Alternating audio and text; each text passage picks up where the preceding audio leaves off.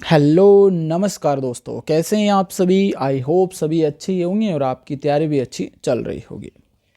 अभी आपका पशु परिचर का एग्ज़ाम है तो उसके लिए सभी को ऑल द बेस्ट। आपका एग्ज़ाम बहुत ही शानदार जाए और सभी नौकरी लग जाए। देखिए भाई, हम पिछली क्लास से एक नया टॉपिक स्टार्ट कर रहे थे और उस टॉपिक का नाम था दुर्ग यानी कि किले। ये हमारी कला और संस्कृति का टॉपिक है। इसमें हमारा पहला टॉपिक आता है भाई। हम पहला टॉपिक दुर्ग को लेके चल रहे हैं और पिछली क्लास में इसका परिचय देखा था, जिसके अंतर्गत राजस्थान में भाई कितने दुर्ग हैं, दुर्ग निर्माता या ऐसा कौन सा शासक है जिन्होंने सबसे ज़्यादा दुर्ग बनाया था, तो वो हमने कुंभा की बात की थी। इसके बाद में दुर्गों का वर्गीकरण देखा था, जिसमें मनुस्मृति, शुक्र नीति और कौटिल्य के अनुसार दुर्गों को कितने भागों में या कितने प्रकार में डिवाइड किया गया है। इसके बाद में जो हमने देखा था वो था यूनेस्को की विश्व धरोहर सूची में शामिल दुर्ग कितने थे। 6 दुर्ग थे। उसके लिए हमने ट्रिक भी बताई थी और उनको हमने पढ़ा भी था। वो तो परिचय हो गया। आज से हम एक एक दुर्ग को उठा के चलेंगे भाई। 4-5 मिनट का वीडियो रहेगा और एक दुर्ग आपका कंप्लीट हो जाएगा। अगर इस 5-4 वीडियो से एक क्वेश्चन अगर आपका तैयार हो रहा तो 5-4 मिनट देने में आपका क्या जाता है ना। तो शुरू करते हैं। आज हम जो बात करने वाले हैं वो कुंभलगढ़ दुर्ग की हम बात करने वाले हैं। कुंभलगढ़ दुर्ग, सबसे पहला क्वेश्चन तो यही बनता भाई, ये है कहाँ पे, तो ये हमारे राजसमंद में जिले में है भाई। इसका निर्माण किसने करवाया था, तो निर्माण राणा कुंभा के द्वारा करवाया गया था 1458 ईस्वी में। वास्तुकार कौन थे इसके, वास्तुकार भी याद रख लेना भाई। मंडन जो गुजरात के निवासी थे वो थे वास्तुकार। एक बार मैं आपको इस दुर्ग की झलक दिखा देता हूँ। देखिए भाई, ये जो दुर्ग है ये है आपका कुंभलगढ़ दुर्ग। आप देख सकते हैं कितना शानदार दृश्य है। अगर आप राजसमंद घूमने जाओ ना तो इस दुर्ग को जरूर देखने के लिए जाओ भाई। बहुत ही सुंदर शानदार है। अगर इसको हम इस व्यू से देखेंगे तो आप देख सकते हैं इसकी दीवार भी आप देख सकते हैं, जो हमारे भारत की सबसे महान दीवार कहलाती है। ये ऊपर के महल हैं, आप देख सकते हैं कितना सुंदर है भाई। ठीक है ना। चलो आगे हम इसकी महत्वपूर्ण चीज़ों की बात करते हैं जहाँ से क्वेश्चन बनने की संभावना रहती है। उपनाम भी है भाई। इसको कुछ अन्य नामों से भी जाना जाता है, जैसे मेवाड़ का मेरुदंड कहते हैं। जैसे हमारे शरीर में जो रीढ़ की हड्डी होती है वो हमारे पूरे शरीर को बांध के रखती है, उसी प्रकार से मेवाड़ का जो मेरुदंड है वो कुंभलगढ़ होता है। मेवाड़ की संकटकालीन राजधानी भी कहा जाता है भाई। संकटकालीन राजधानी क्यों कहते हैं, जब कभी चित्तौड़गढ़ पर आक्रमण होता है तो उस समय अगर आपातकालीन स्थिति बन जाती तो उस समय वो राजा या फिर जो सैनिक वो आके कहाँ शरण लेते हैं, तो कुंभलगढ़ दुर्ग में शरण लेते हैं। इस कारण इसको हम क्या कहते हैं, संकटकालीन किला कह देते हैं इसे। मारवाड़ का सीमा प्रहरी भी कहा जाता है भाई। मारवाड़ का सीमा प्रहरी क्यों कहते हैं, क्योंकि इधर तो आपका आ जाता है राजस्थान, ये जैसे ये आपका कुंभलगढ़ दुर्ग है तो इस साइड में तो आपका मारवाड़ आ जाएगा, इस साइड में आपका आ जाएगा भाई मेवाड़।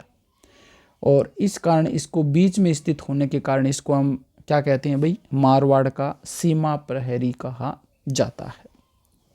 ओके, अब विशेषता की बात कर लेते हैं। एकमात्र मुस्लिम सेनापति जिसका नाम था शाहबाज खां, उन्होंने इसे जीता था भाई। मुस्लिम सेनाओं के द्वारा ये जीता नहीं गया था, एकमात्र सेनापति था शाहबाज खां, उन्होंने इसको जीता था। कर्नल टोड हैं जिन्हें हम राजस्थान की हिस्ट्री का पिता कह देते हैं भाई, जीके का। तो कर्नल टोड जो थे ये एस्ट्रुकन दुर्ग से इसकी तुलना की थी भाई। एस्ट्रुकन दुर्ग, इससे इसकी तुलना की गई थी कुंभलगढ़ दुर्ग की। इस दुर्ग के चारों ओर 36 किलोमीटर लंबा तथा 7 मीटर चौड़ा परकोटा भाई। 36 किलोमीटर लंबा और 7 मीटर चौड़ा परकोटा है और इसी कारण इस दीवार को भारत की महान दीवार के नाम से जाना जाता है।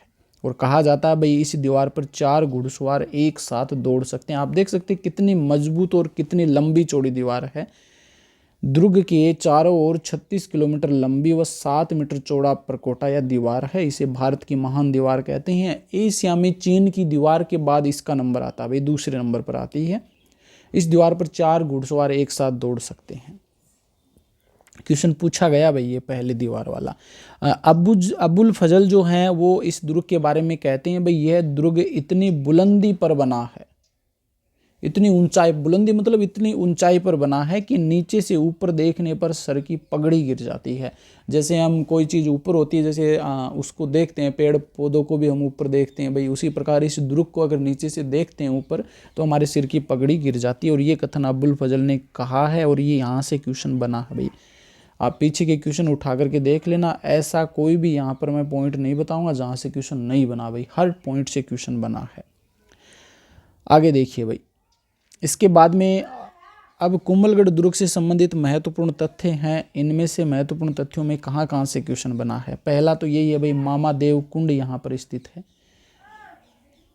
मामा देव कुंड यहाँ पर स्थित है भाई। और मामा देव कुंड इसलिए फेमस है क्योंकि इस दुर्ग के पास में ही जो उदा, उन्होंने कुंभा की हत्या की थी, जिसे मेवाड़ का पितृहंता भी कहते हैं, तो मामा देव कुंड यहाँ पर स्थित है। पृथ्वीराज सिसोदिया की छतरी भी इस दुर्ग में स्थित है भाई। पृथ्वीराज सिसोदिया की छतरी यहाँ पर स्थित है। झाली रानी का मालिया यहाँ पर स्थित है। झाली रानी का मालिया भी यहाँ पर स्थित है। इस दुर्ग से संबंधित एक और महत्वपूर्ण फैक्ट याद रख लेना, महाराणा प्रताप का जन्म यहाँ पर हुआ है भाई 1540 ईस्वी में। महाराणा प्रताप का जन्म 1540 ईस्वी में इसी दुर्ग में हुआ है। और आपने सुना होगा भाई, इस दुर्ग में बादल महल है और उस बादल महल में इनका जन्म हुआ था। आगे और भी डिटेल से हम जाएंगे नहीं। देखिए, हमारे नॉर्मल एग्जाम की दृष्टिकोण से हम बात करें तो यहीं से क्वेश्चन बनता है। जैसे आरएस वगैरह की तैयारी करते हैं ना, तो थोड़ा और डिटेल से पूछ लिया जाता है, तो उसके लिए हम और एक क्लास बना देंगे इससे संबंधित, तो उसमें और डिटेल से बता देंगे भाई, ठीक है ना। तो महाराणा प्रताप का जन्म 1540 ईस्वी में हुआ था। यहाँ पर कुंभा की मृत्यु भी हुई थी। अभी बताया ना, मामा देव कुंड के पास में कुंभा की मृत्यु 1468 ईस्वी में हुई थी और उसके मृत्यु उदा के द्वारा इसकी हत्या कर दी गई थी। और इसी कारण से उदा को हम क्या कहते हैं भाई, मेवाड़ का पितृहंता भी कह देते हैं। किले का ऊपर, सबसे ऊपर का जो स्थान है किले का, ये वाला, ये जो ऊपर का स्थान है, इसको हम कटारगढ़ कहते हैं भाई। और इसे मेवाड़ की तीसरी आंख कहा जाता है। मेवाड़ पूरा दिखाई देता है यहाँ से, मेवाड़ की तीसरी आंख कह देते हैं। और कुंभा का निवास स्थल भी इसे कहते हैं, कुंभा इसी में रहता था भाई। जैसे यहाँ पर भी देख सकते हैं, ये दिख रहा ऊपर वाला, ठीक है ना, और यहाँ से भी देख सकते हैं। तो ये मेवाड़ की तीसरी आंख या कुंभा का निवास स्थल कहलाता है। तो ये आपके कुंभलगढ़ दुर्ग के बारे में कुछ महत्वपूर्ण बातें थी, वो हमने यहाँ पर कंप्लीट कर ली है भाई। आपको बता देता हूँ भाई, ये जितने भी राजस्थान में होने वाले एग्जाम हैं उन सभी के लिए महत्वपूर्ण है। तो आज के लिए इतना ही, धन्यवाद, थैंक यू।